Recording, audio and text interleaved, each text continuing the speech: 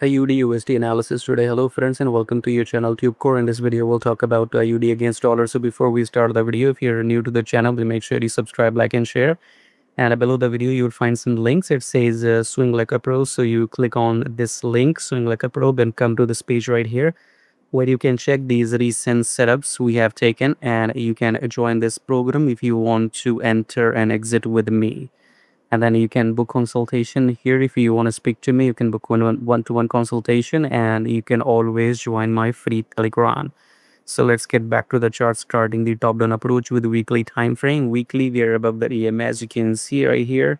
So weekly we are up, daily we are above the EMA as well, as you can see, and in 4 hours as well we are above the EMA. So in all higher time frames, 4 hour, daily, weekly, we are up, strong uptrend. So look for longs only after pullback in 4 hour. Okay, so go long in AUDUSD in 4 hour after the pullback. Okay, so that's all about it. But analysis is one thing and precise entry and exit is different thing. So if you want to enter and exit with me, join this program, subscribe, like and share. Till then, take care.